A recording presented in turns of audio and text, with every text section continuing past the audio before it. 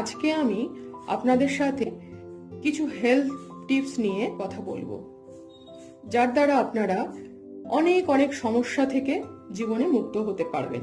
যদি আপনি কলার সাথে মধু খান, তবে আপনার বুদ্ধি অনেক বেশি বৃদ্ধি পাবে।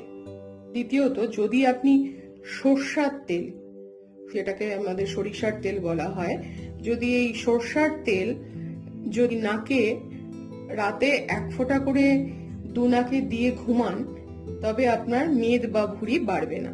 তৃতীয়ত, যদি আপনি জলে নুন মিশিয়ে রাখেন এবং নুন জল আপনার মাথার কাছে একটা বাটিতে রেখে দিলে আপনার সামনে কখনো কোনো মশা আসবে না। চতুর্থত, ছোলার ডাল বা চানার ডাল যেটাকে আমরা বলি, সেটার যে জল হয়, ধোয়ার যে জলটা হয়, সেটা দিয়ে যদি আপনি আপনার ত্বককে